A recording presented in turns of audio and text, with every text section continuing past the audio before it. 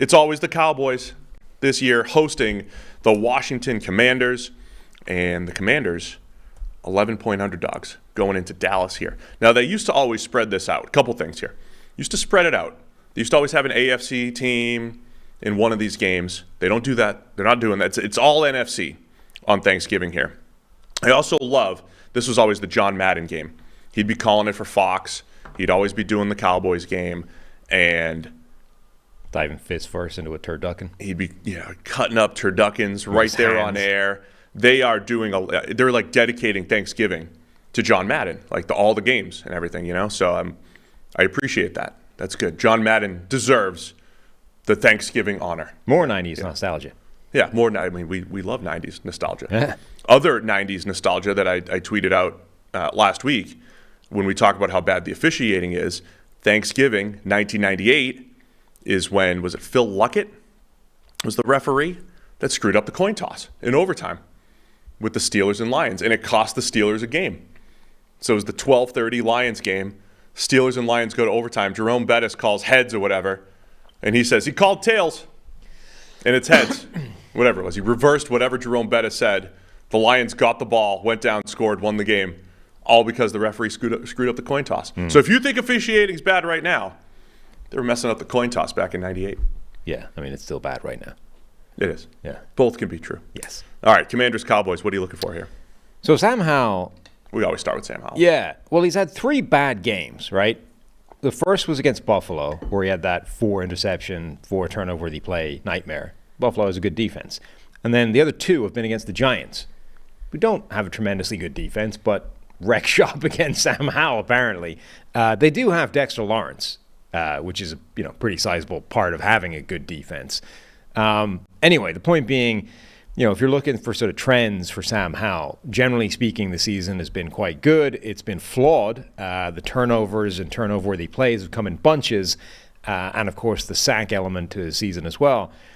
But the bad has been a good defense in Buffalo, and then the Giants twice, where Dexter Lawrence has wrecked shop and other bad things have happened in terms of turnovers and turnover-worthy plays.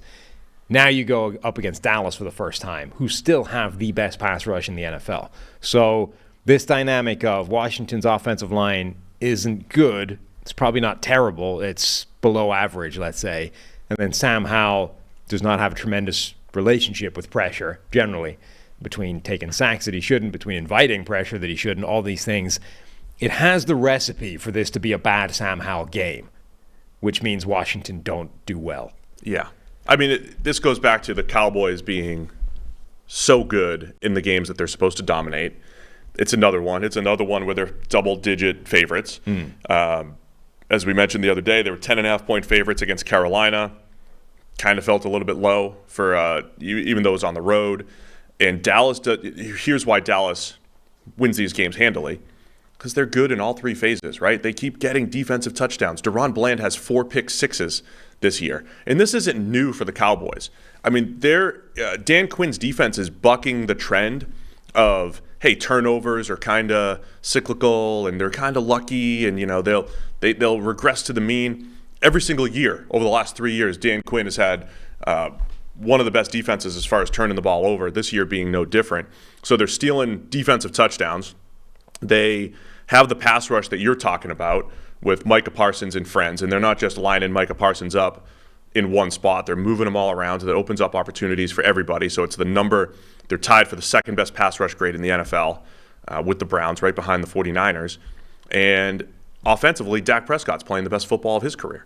Like this little stretch here, he's had other stretches where he's been really good, but pretty much since that Niners game, he's been very good.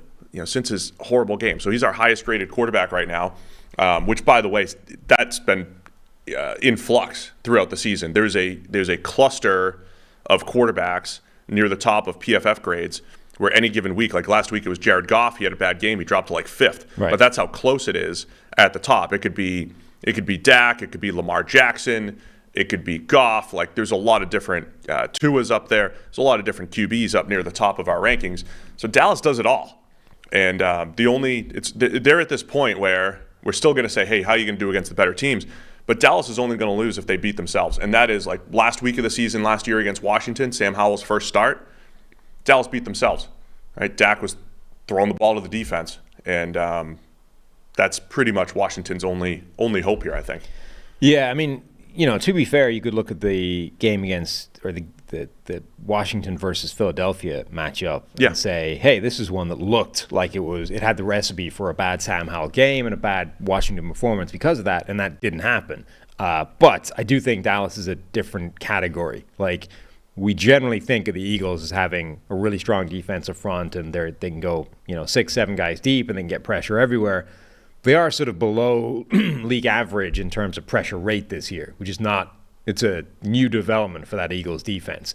Dallas is still by far the best team in the NFL in pressure rate, like off in their own world in terms of a data point. The next two teams, Cleveland and the Jets, arguably the two best defenses in the NFL, and then there's a big gap to anybody else, right? So Dallas is in its own world in terms of bringing pressure consistently.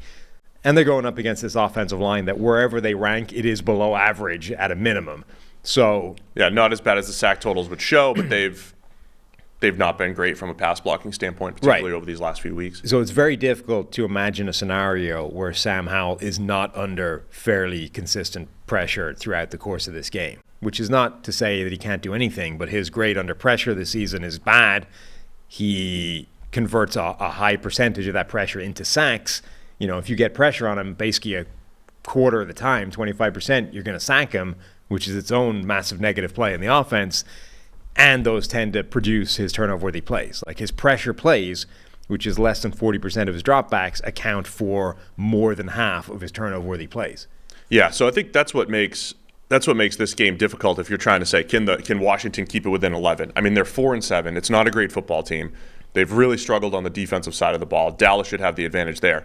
But in any given week, Sam Howell could have 4 or 5 big-time throws. Right. And he did it. He played extremely well. They took the Eagles to overtime, lost 34-31, and lost 38-31 in their 2 games against the Eagles, which, like you said, looked horrible on paper. And it was just like, no, Sam Howell's going to ball out in this game. And he's going to get rid of the ball quickly, right? So there are times when the matchup looks unfavorable for the Commanders where they'll say, hey, let's get the ball out quickly. Let's really make sure that we respect this pass rush. So that's kind of the path to covering the 11. I think Dallas absolutely wins. Question is it by 11 or more, Sam? I think it probably is. It's actually, Howell's splits are fascinating for the pressure stuff. Like when he's kept clean, he has a turnover-worthy play rate under 2%, which is exactly the same as Justin Herbert this season, and CJ Stroud, actually. It's good. It's better than Dak Prescott's. But when you pressure him, his turnover-worthy play rate craziness jumps to the moon. It goes up to 6-point-something%, which, to be fair, is not the worst in the NFL, but it's bad. And actually, his big-time throw rate stays really high and, in fact, goes up when you pressure him. So he's still capable of making crazy plays under pressure. It's just that the crazy expands its meaning, and he's equally, in fact, more prone to making terrible, catastrophic plays under pressure. Do you have his average depth of target on there? Under pressure? A lot of times under pressure, you do have to throw the ball further down the field because you get 0 blitzes and you have to chuck it. But I feel like he's going to be at like 14 or something. No, it's only 10. Okay. It's not even amongst the – in fact, it's like bang in the middle. It's the same average depth of target under pressure as Brock Purdy and Mac Jones. All right. So, all right, 11 points. So you're going to take Dallas here? Yep. All right. I think I'm going to take Dallas. What would you set the over-under on Howell turnover the plays in this game? Over-under on 3. Yeah. It's Dallas. That's what I was thinking.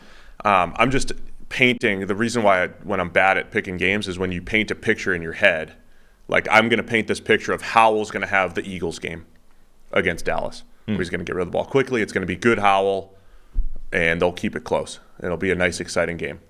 And the only reasoning behind that is like that's the picture I've painted in my head that's going to happen. Okay. But I think the data is saying this is right. Dallas's data game. is saying he's going to be under pressure a lot and have at least 4 catastrophic mistakes. And Dallas covers those big spreads. Yeah.